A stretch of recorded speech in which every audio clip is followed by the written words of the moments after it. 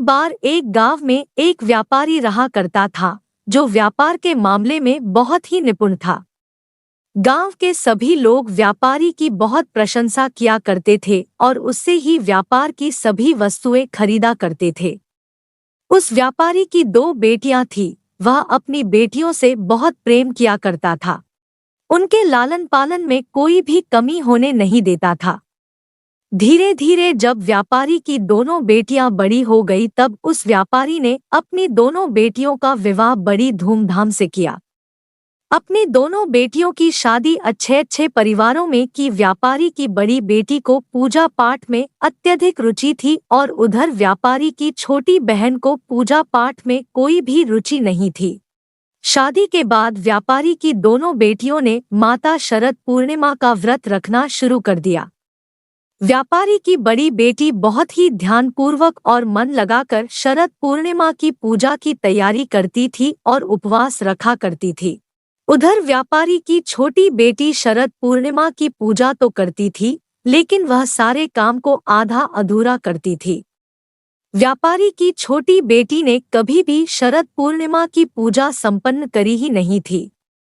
उधर व्यापारी की बड़ी बेटी ने हमेशा से शरद पूर्णिमा की पूजा मन लगाकर की थी और उसको संपन्न भी किया था, जिसके फलस्वरूप व्यापारी की छोटी बेटी के कोई संतान नहीं थी।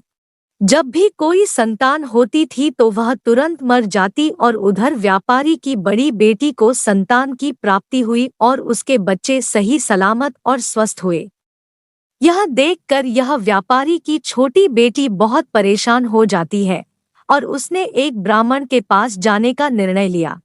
जब व्यापारी की छोटी बेटी ने ब्राह्मण के पास जाकर उनसे पूछा कि महाराज, मेरे जब भी कोई संतान होती है वह मर क्यों जाती है, और मेरी बड़ी बहन की जब भी कोई संतान होती है तो वह स्वस्थ रहती है, ऐसा मेरे साथ क्यों होता है। जिसके बाद उस ब्राह्मण ने व्यापारी की छोटी बेटी से कहा कि तुमने जो अपराध किया है उसका फल तुमको मिल रहा है, जिसके कारण तुम्हारी कोई भी संतान होती है वह मर जाती है। यह सुनकर वह आश्चर्यचकित हो गई और तभी व्यापारी की छोटी बेटी ने ब्राह्मण से पूछा कि कैसा अपराध हुआ है, मुझसे आप बताइए। तब ब्राह्मण ने व्यापारी की छोटी बेटी को बताया कि तुमने कभी भी शरद पूर्णिमा का व्रत और उनकी पूजा कभी पूरी नहीं की है, उसको हमेशा आधा अधूरा छोड़कर खत्म किया है, जिसके कारण तुमको यह कष्ट झेलना पड़ रहा है। जिसके बाद व्यापारी की छोटी बेटी ने ब्राह्मण से इसका उपाय पूछा। तब उस ब्राह्मण व्यापारी की छोटी बेटी से कहा, तुम एक बार फिर से शरद पूर्णिमा का व्रत करना शुरू कर दो और इस बार उनकी पूजा पूरी करना। जिसके बाद व्यापारी की छोटी बेटी ने ब्राह्मण की बात मानकर शरद पूर्णिमा की पूजा करने की तैयारी करने लगी और व्रत भी रखा।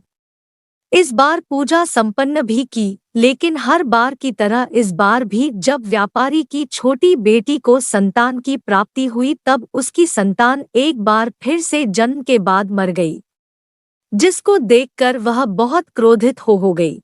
जिसके बाद उसने अपनी बड़ी बहन को अपने घर बुलाया ताकि वह उससे बदला ले सके कि मेरे साथ ही ऐसा क्यों होता है, जिसके लिए व्यापारी की छोटी बेटी ने एक पाटे में अपने मरे हुए बेटे को लिटा दिया और उसके ऊपर से एक चादर से उसको ढक दिया, जिससे वह दिखे नहीं, और अपनी बड़ी बहन को अपने घर बुला लिया। जिसके बाद व्यापारी की छोटी बेटी ने अपनी बड़ी बहन को उसी पाटे पर बैठने के लिए कहा जिसमें उसका मरा हुआ बच्चा लेटा था। जैसे ही उसकी बड़ी बहन उस पाटे में बैठने लगी तब उसको कुछ अजीब लगा, जिसको देखने के लिए वह उठी और उसने देखा कि नीचे तो एक बच्चा लेटा है। जिसको व्यापारी की बड़ी बेटी ने छुआ तो वह मरा हुआ बच्चा जोर जोर से रोने लगा। जिसके बाद व्यापारी की बड़ी बेटी ने अपनी छोटी बहन से कहा कि तुम मुझसे यह क्या करवाने जा रही थी, अभी तो मुझसे अपने बच्चे की मृत्यु करवा देती और मैं कितना बड़ा अपराध कर देती।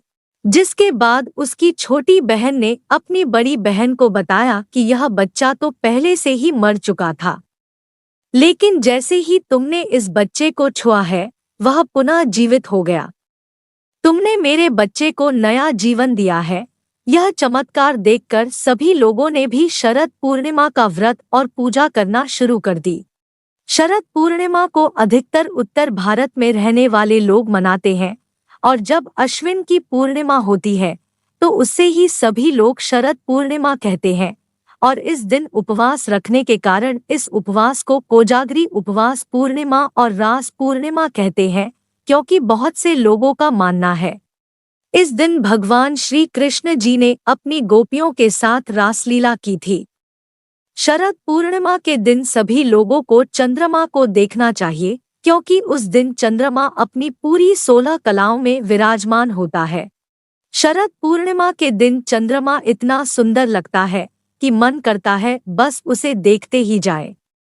शरद पूर्णिमा के दिन चंद्रमा को देखने से हमारे शरीर में एक अलग सी शांति प्रदान होती है और शरद पूर्णिमा के दिन सभी लोग सुबह स्नान करके और नए कपड़े पहनकर पूजा की तैयारी करते हैं।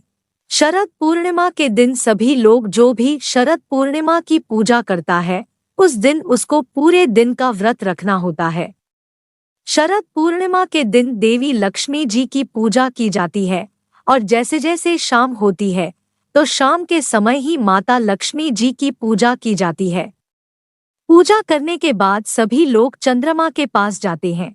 चंद्रमा को देखकर अपना व्रत खोलते हैं, बहुत सारे गाने गाते हैं, खीर बनाते हैं जिसको खाकर बहुत सारा आनंद प्राप्त करते हैं। बहुत से लोगों का मानना है कि शरद पूर्णिमा वाले दिन रात में चंद्रमा से अमृत की वर्षा होती है, जिसके कारण सभी लोग खीर बनाकर अपनी छत में जाकर खीर को रख देते हैं। जब रात के 12 बज जाते हैं तब सभी लोग चंद्रमा की पूजा करते हैं, उस खीर का सेवन करते हैं और ऐसा माना जाता है कि जो भी मनुष्य और औरत शरद पूर्णिमा का व्रत रखते हैं उसकी सारी इच्छाएं पूरी होती हैं। आपको मेरी यह कहानी पसंद आई है तो कृपया मेरे चैनल को लाइक और सब्सक्राइब कीजिए। धन्यवाद दोस्तों।